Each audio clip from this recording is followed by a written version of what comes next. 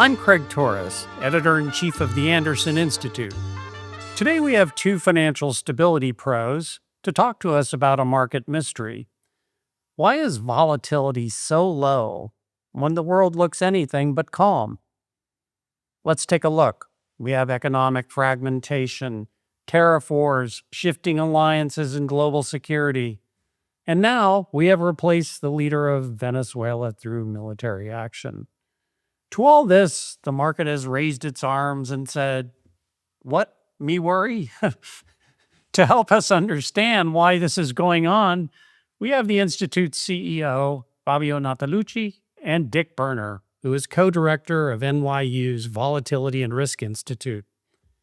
So, Dick, maybe we can begin by what we mean by volatility and what we're saying when we say it is low. So volatility, Craig, is the change in asset prices or interest rates or some financial indicator that we're interested in following. And when the changes are small and persistently so, then we say volatility is low. When the changes get bigger in response to, for example, a shock, then volatility tends to rise. And that's important because volatility is the most interesting part of what's going on in asset markets and asset prices and interest rates. And, if it were zero, then, the Fed could just set it and set everything to be where they wanted to and walk away. And markets don't work that way. So, what drives volatility? I think what drives volatility primarily is new news. Things that people haven't expected. And those changes could be small, they could be large. But in any case, I think it's news that makes people change how they trade, how they position themselves, and how the markets adapt to changing information. Haven't we had a lot of news, though? Seems like we've had a lot of news. We sure have. And you would expect, as your preamble outlined, that, we'd see volatility somewhat higher. But I think there are some other things going on here. Fabio, what do you think's going on? I think there's a number of structural factors and there are a number of technical factors.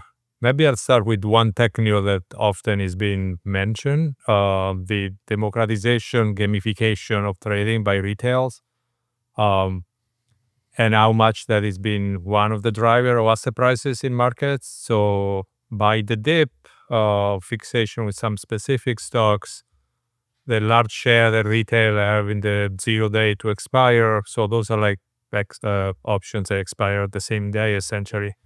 So I think what we used to think about when, Dick and I used to talk, I was at Treasury, I was at the Fed in terms of the institutional investor, right? The traditional, more sophisticated financial market taking a view on interest rates, equities. I think that dynamic has been now, at least in part, has been challenged, if you want, by technicals that have to do with the new way of trading by retails. That started with, maybe during COVID, boom, when there were all those big cash that we'd send home and people were sitting on their couch and used to play on their phone and start trading. So I think that's one technical factors. Otherwise, I actually agree that there are structural factors on the global economy and markets that they should, in principle, you would expect the volatility would be higher, right? The trade policy, tariffs, immigration policy in the U.S., central bank changing the way they manage the balance sheet and they start tightening monetary policy. All the uncertainty about AI that is not only uncertainty but unpredictable. So you can go down a long list of structural factors that you would expect that asset price would be more volatile. And the interesting part is that low volatility that you guys were mentioning, it's across asset classes. It's not just equities, it's not credit, it's not just interest, it's just totally across asset classes. So it must be more something that is asset class specific. So what would that be, Dick? So Fabio mentioned one of the things that maybe I'd like to focus on. And let me just start by saying we don't know for sure. In that list of things, unfortunately, we don't have a way of validating what these claims are. But what we think is that what the Fed is doing, and frankly what the Treasury is doing, with its balance sheet, both matter, I think, for volatility. So one of the things that we see that didn't get mentioned is on the Treasury side, obviously a huge volume of securities that the Treasury is issuing. We're running big deficits, $2 trillion a year in round figures. The Treasury is issuing a lot of debt, a lot of new debt, and a lot more gross debt to replace the maturing securities. And actually, they're issuing a lot of gross debt now, especially because they're choosing to issue short-term securities rather than longer-term securities across the yield curve, if that's not too much jargon. So I think that both those things are important. You would think that if deficits are large and uncertain and investors are getting concerned about it, that there might be increases in volatility and that would affect securities prices. Well, one of the things that's happening is that the Federal Reserve has bought and now is going to continue to buy more securities. Continuing to buy more securities means that they're going to grow their balance sheet in line with the economy or something else that, needs to happen because that's their job to, provide sufficient reserves and aggregates and currency to make the economy grow. But in addition, they're very concerned that they don't see too much volatility in financial markets. And so they put in place a regime which keeps the balance sheet large.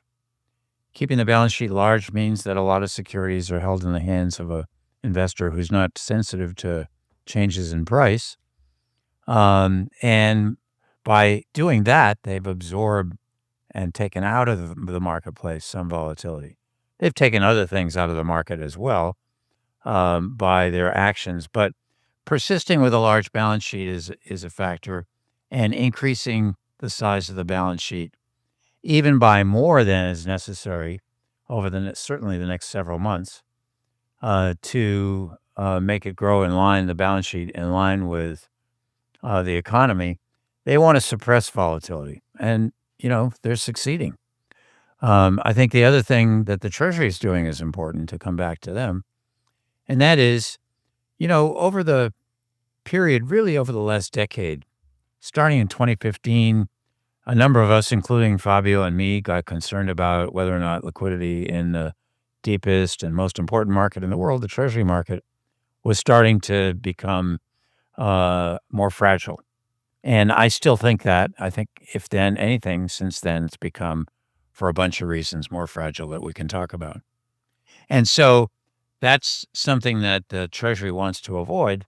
And one way to deal with that is they are buying back the older securities, the ones they issued a long time ago or a while ago, and replacing them with new securities, which tend to be more liquid because they are so-called on the run or currently issued that people are most interested in buying and trading with. And by doing that, they're suppressing volatility as well, which is something they want to do. And the question is, if you look at various measures of volatility in, say, the bond market or the equity market, they're running in parallel right now. And they do respond to new news, but because of what the Treasury and the Fed are doing, that quickly dies down. So that's another factor I think that's important. Okay, so Fabio, being a former Fed guy, they would never say this is what they're doing. What they say they're doing is meeting the demand for excess reserves. Are they? I think there is an interesting fact here, right? So if you think about, and I hope I remember the numbers correctly, but the share of the Fed balance sheet pre-2008, pre-GFC, was short of 10%, around 8% of GDP. And then through different series of rounds of asset purchases after the GFC, post-period, COVID, and so on, it got all the way up to 35% of GDP, more or less, if I remember those numbers correctly. And now it's steadily going back down to 20. The question that I have, that I think a lot of people are asking, even within the Fed, or they used to be at the Fed, is why you get this ratcheting up effect, right? So one, there's a change in regime. You went from like scarce reserve pre-crisis, meaning that they were essentially managing the price of reserves, so the federal fund rate, by doing open market operation. Now we are in a different regime, which is, you want, as Dick said, ample reserve, right? There's a lot of reason why banking institution may need more liquidity, regulatory reason, I don't know, risk management purposes, more conservative approach, whatever those reasons are. Liquidity requirements. So that's a more need for liquidity. And so the ample reserve is the regime that we have now. The question that to me, it's like a puzzle, is why every round of asset purchases, you have this very asymmetric effect where you ratchet up the balance very quickly. Then the balance sheet very slowly goes in autopilot, comes down. Then another shock happens, the balance sheet grows again, but effectively continues to go up. Every time you try to normalize 2019, where we are now, you reach that level of equilibrium ample reserve that it's always higher than before. There's a mathematical reason and there's a policy reason. And the mathematical reason is, you would think if they're buying securities and they want to get back to the level of balance sheet that they had previously, then they would sell securities. But they're very reluctant to do that because selling securities, it would be a version of what they're calling quantitative tightening, which would make interest rates go up, presumably. They're forcing more securities into the market if they sell them to so-called price-sensitive investors. And that might have an effect on interest rates that they don't want to have. What they do instead is to let the securities that are maturing just run off. And that's pretty much what they have done instead of reinvesting. Yeah, the autopilot. That's right. Putting them on autopilot. Janet Yellen used to describe that as exciting as watching paint dry. It turns out that it's a little more exciting than that, but it's a passive as opposed to an active strategy.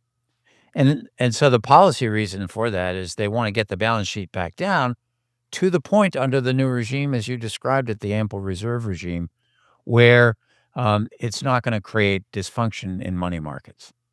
And it looks like they decided in the fall that they were getting very close to that. And so they announced that they were going to stop the runoff on December 1st.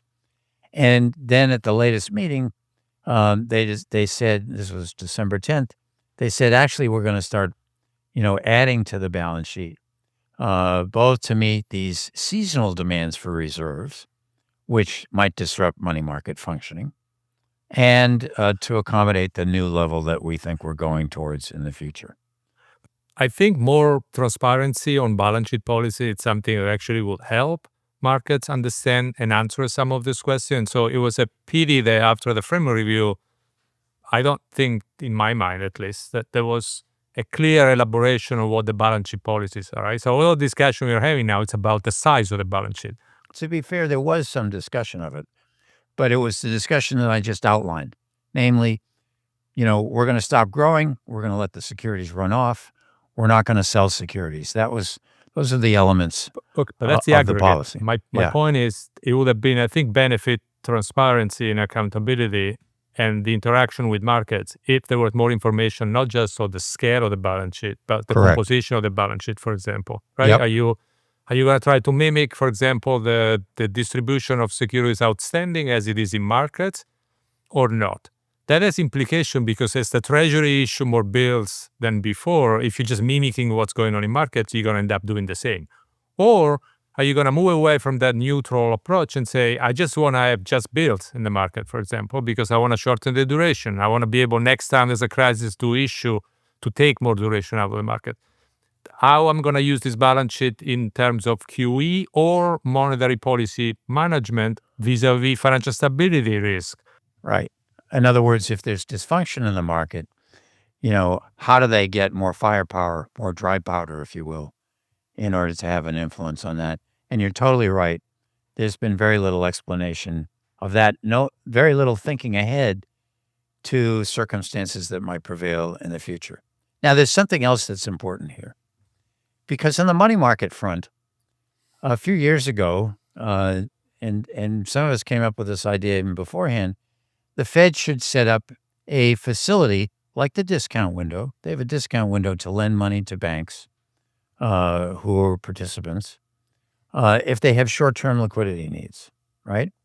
And they said, well, but we also see these phenomena, short-term liquidity needs in markets, particularly in repurchase agreement markets or repo markets.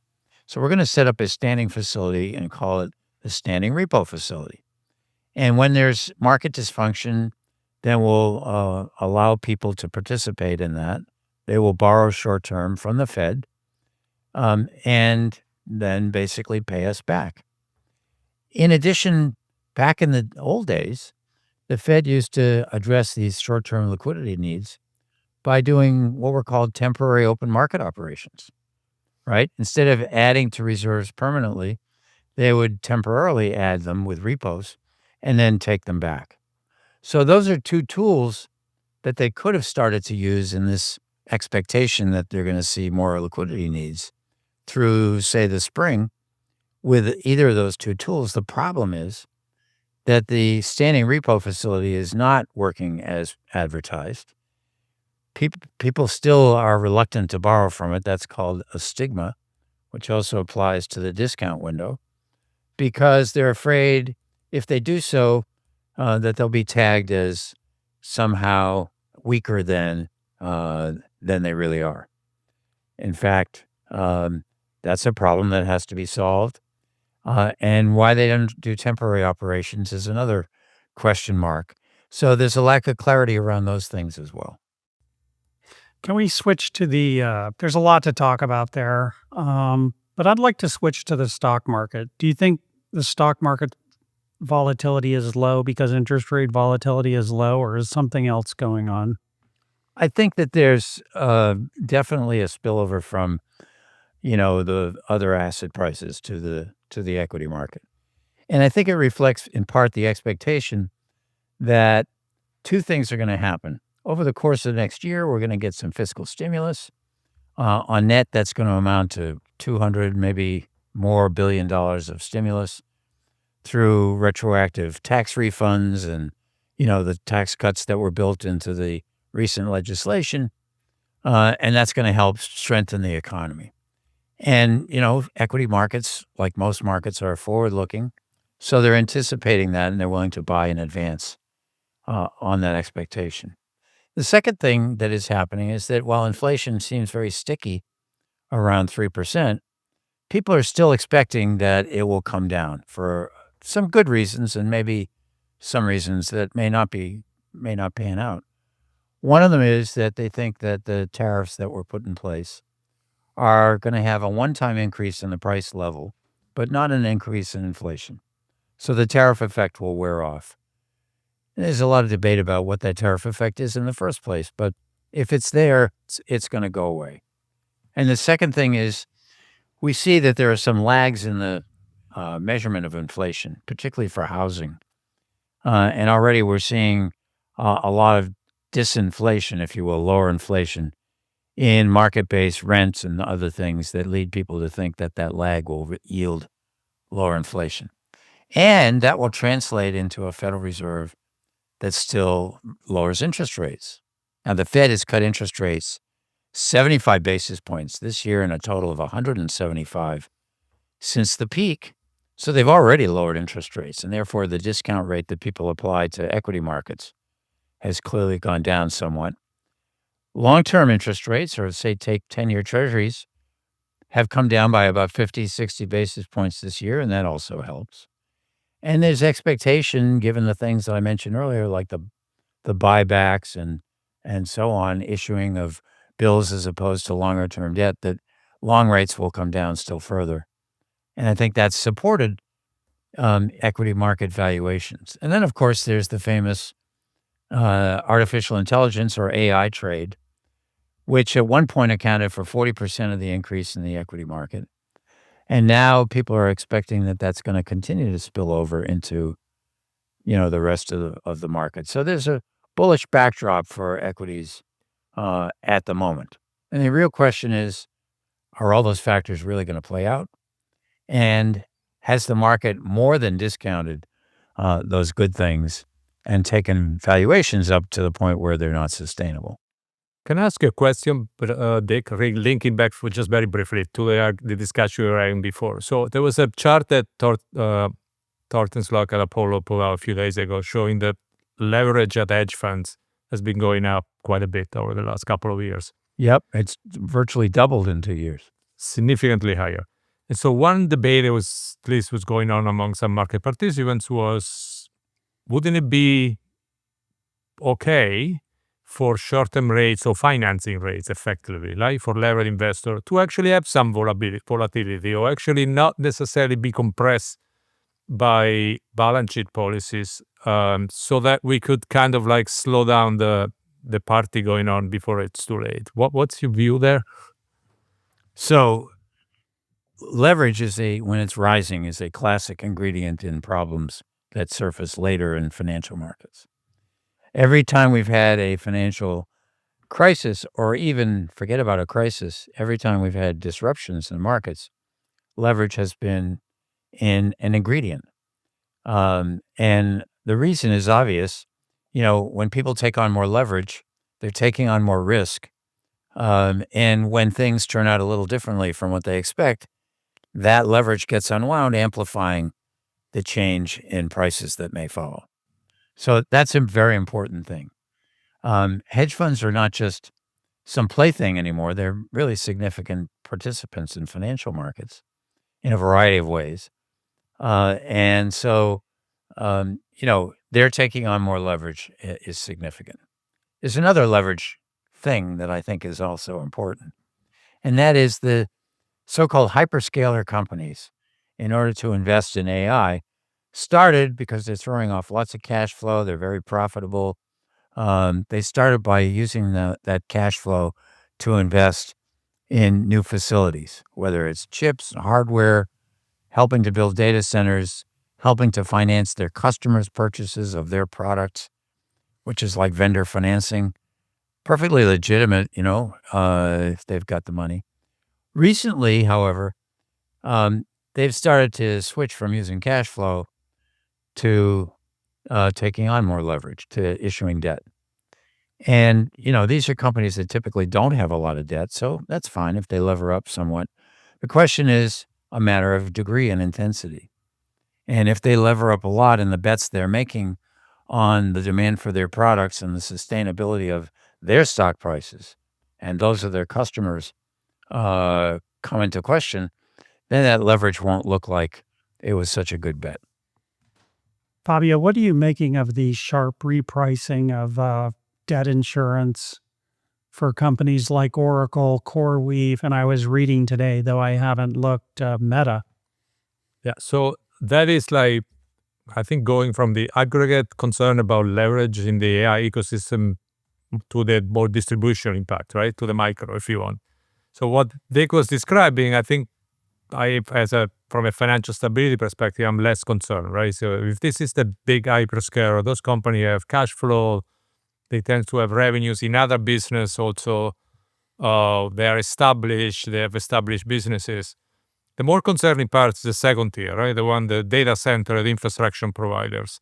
Oracle is an example, and the circularity of these deals, right? This is the NVIDIAs of this world investing into OpenAI, who then has signed a deal with Oracle, and Oracle needs to build up debt. And if you look at the issuance, that very large issuance that was done in September, those 18 billion or so, if I remember, is trading very wide now compared to an investment grade company.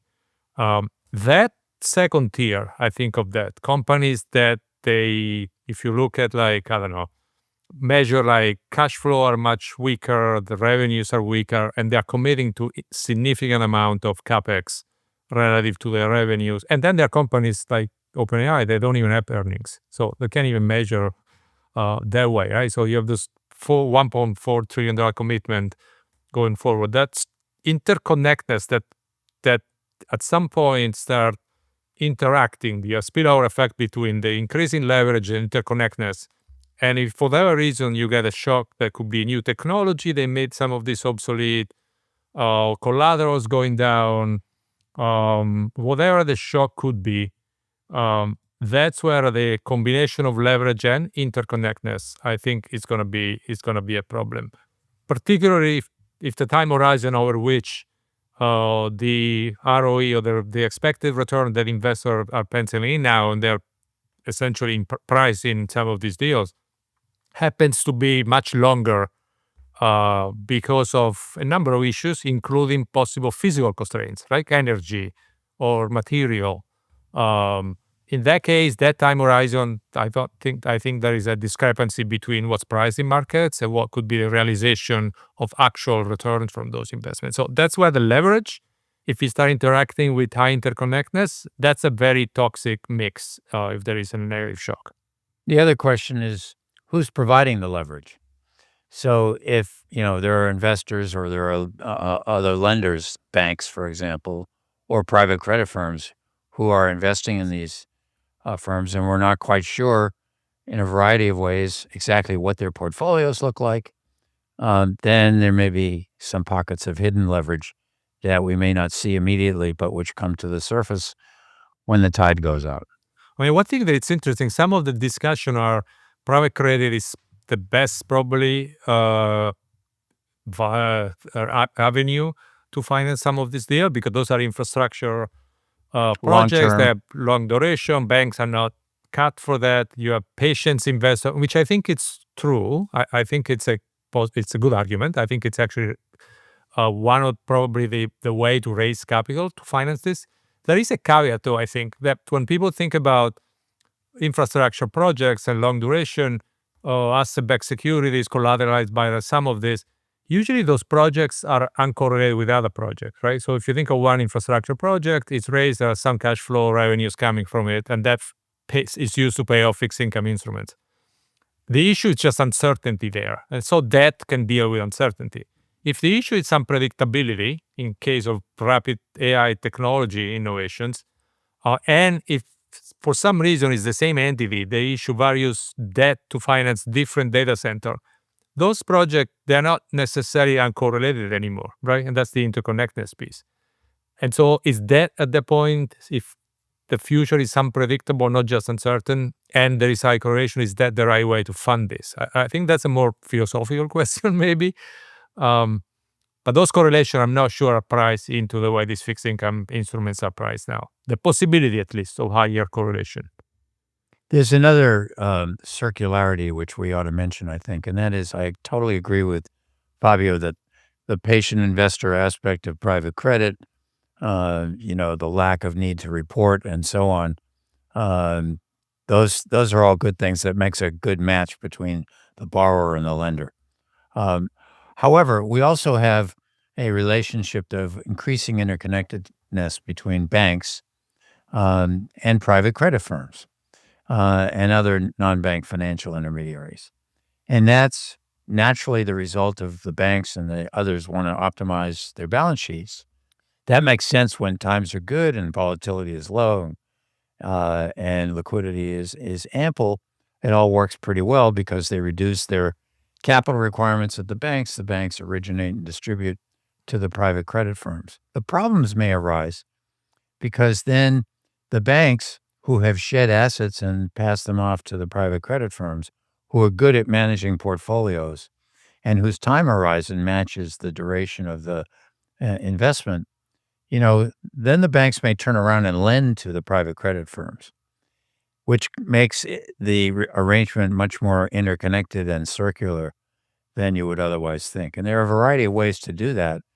But if that's happening, then a shock in the private credit firm that results from some of these assumptions that we're talking about with the lending that they're doing doesn't work out, then it spills back over to the banks. Let's have a brief discussion about how to retract safety nets. I don't think the three of us like safety nets at all. I don't. They had terrible political consequences for this country. In the case of data centers, we already see some claims that the government should set up a compute reserve because obviously they're starting to see we're going to bump up against what's really feasible in finance and infrastructure.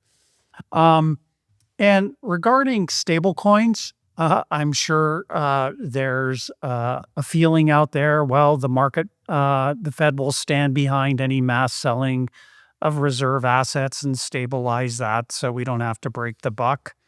And on it goes. What's the right way to pull it back? So we have more capitalism and less insurance of capitalism in the system that is not free. So I could throw another thing into the pile there, which is that the government now is increasingly interested in investing in some of these firms directly. Yeah. Intel is a good example of that. And that sort of is not the way that we tend to think about capitalism, where the government is a hands-off rule setter and governance provider. And I think governance is one answer, but let me start with a different one, which is we need to think about ways to make the system more resilient by design. The reason we have so many abuses of safety nets, and maybe I'm not quite as horrified by safety nets as you are if they're done right, but I think we haven't paid sufficient attention to making the system more resilient, and that's true for money markets. That's true for the treasury market in general, and I think that's true for our financial market infrastructure. So lacking that, every time there's a disruption, a variety of things, including leverage and liquidity drying up and all those nasty things, result in something that could spill over into a systemic problem. And the authorities increasingly have been willing, making it up as they go along, to step in and provide safety nets. And I think that the pandemic response is a great example of that, even more than the global financial crisis. Because there, the Fed, for example, set up a lot of facilities that invested directly in securities that otherwise they never would have invested in, corporate bonds and so on. And that makes investors think, gee, the Fed's always going to be there. I don't have to worry because I can take on more risk, maybe not with impunity, but with the assurance that if things get really bad, then the Fed will step in. And the question then is, what's really bad? Is it sort of normal fluctuations?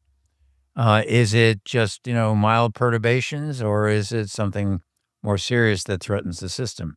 Unfortunately, people haven't really figured out how to define what that looks like. And increasingly what the Fed has done is moved ever closer to the normal and away from what we like to call tail risk scenarios that threaten the financial system or the economy or both.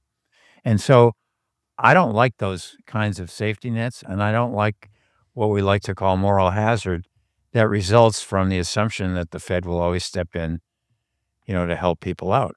And the first answer is resilience, but the second is to make our safety net design better and to make it better in advance. And what we've seen happen is, sort of like Indiana Jones, it's exciting when you make it up as you go along, but, it'd be better if you set out the rules in advance and told people what it was going to look like in advance and where you weren't going to go. And I think that would be much better for the moral hazard issue. Fabio, you've talked about rule setting for safety nets as well. Yeah, I think so. I think to me, in my mind, I don't know, having been involved during crisis at the Fed, a strong statement that as central banks will not step in during a crisis is completely time inconsistent. In those days, in those rooms, things are going south very quickly. Also, very quickly, the central banks, it's the only game in town. Everyone is looking at you. This idea that you commit in advance not to intervene, I found it just time inconsistent, non-credible, and I think it's damaging too. Because if you take out and run a counterfactual where in 2007, 2008, the Fed has not done what it did, or during COVID, I think the damage to the economy would have been much deeper. So I don't think it's the right thing to do, commit preemptively, not to do it, and I don't think it's the right policy. The issue is to go back what Dick was just saying, though, how to separate the real-time decision once the crisis hit from one, setting up the right tool that you can manage the crisis that doesn't generate moral hazard, but also that there is less need to use it because the system is more resilient. Because if the system is not resilient, that means that the bar for action of the central bank, when the shock hit, it tends to be lower and lower, right? And not only you end up having to intervene more, but also generate a feedback loop into the mentality of people in markets that if you take people that are younger than us on this call, that they only know a world where every time there's a crisis, central banks step in.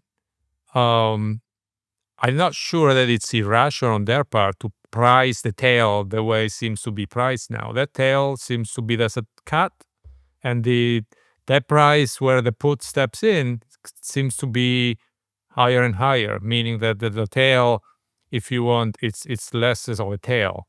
But it's not irrational because that's what you have learned over the last 15, 20 years, not just in the US, but across markets. And so how do you step away from that and say, okay, we need to have the tools, we want to have the background that is more resilient, so it's less likely that I need to intervene. And then how to make markets realize that that tails, a piece of it belongs to the central bank balance sheet, but it's only a piece. That what now is considered the tail is not tail, and someone would suffer losses the same way someone suffer benefits. If you don't do that, I think all the distribution impact that you continue to have in terms of like who owns financial asset, who benefits from these actions, what is the average household, how it's been impacted, I think it's just going to continue to fit into the political environment. And I don't think it's good policy either. Now, that's not simple. It's easier to discuss on a podcast here, and how do you effectively design it in practice?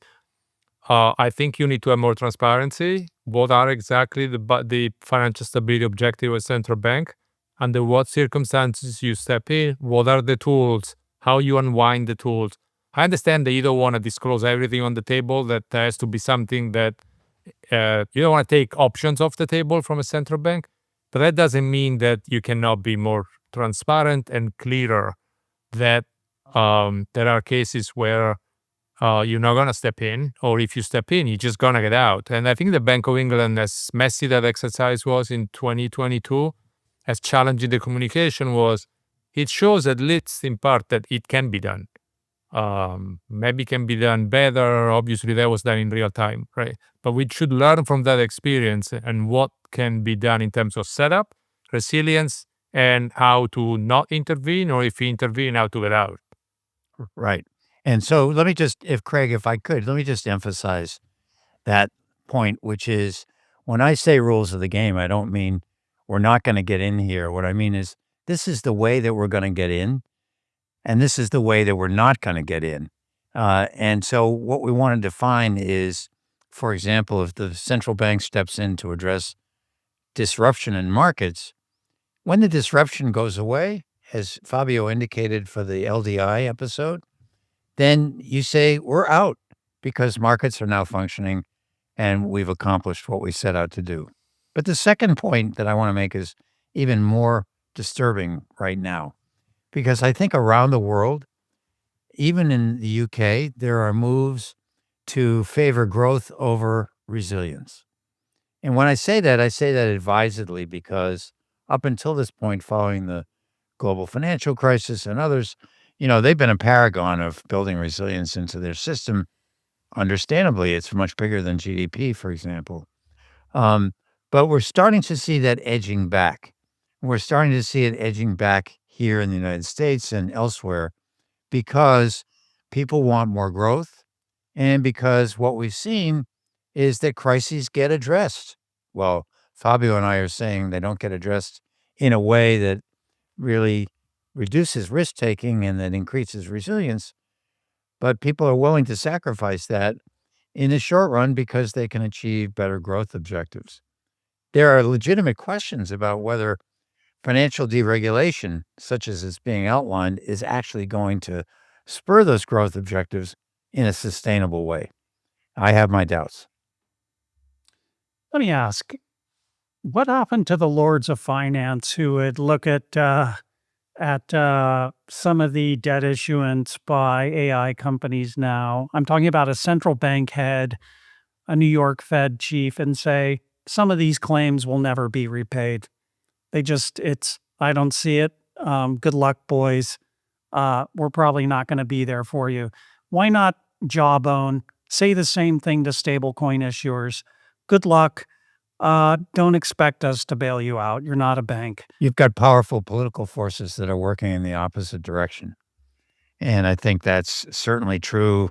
The way people want to wrap themselves in the flag of the competition, for example, with China around AI and stable coins and other related issues, I think works against that.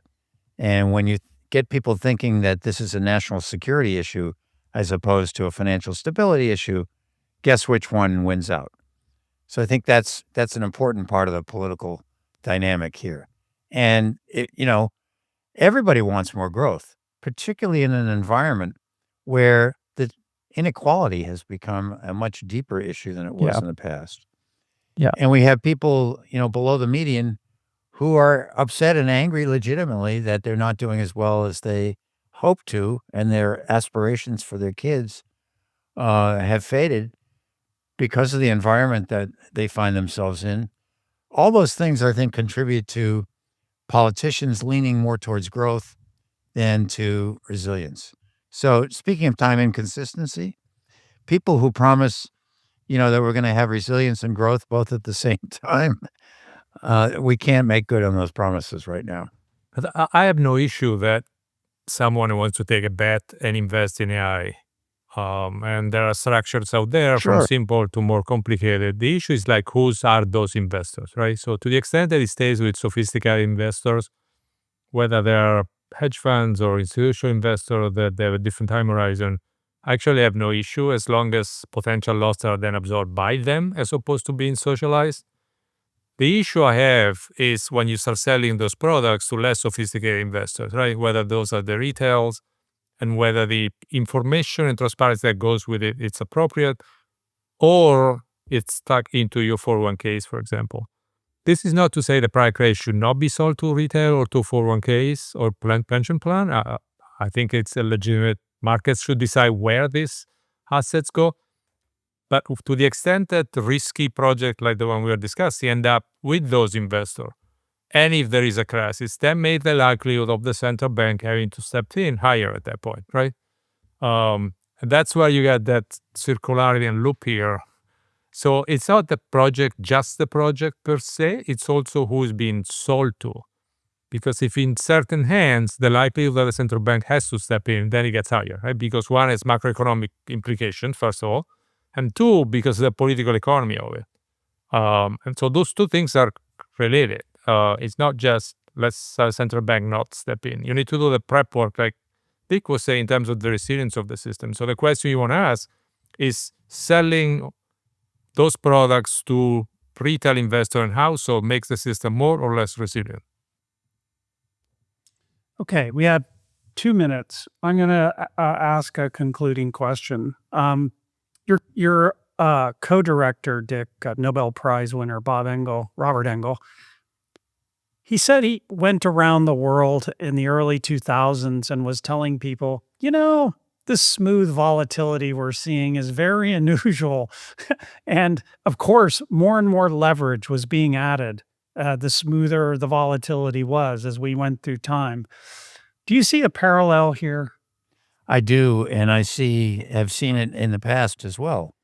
So the more time we spend with low volatility, the more people believe that it's going to stay low, and they will be amplifying the decline in volatility because they're going to be selling it instead of buying it, and that will drive it down further. So you get this pro-cyclical move. Pro-cyclicality means it moves in the opposite direction from the way you'd like, and amplifies the eventual turn to higher volatility when it occurs. So I do think that this is a feature of what we're seeing now, and it could turn into a bug. And increase the likelihood that you end up levering up your position as well, right? It gives you the wherewithal and the incentive to lever up. And people use more leverage. Yep. Is there any way to disrupt it?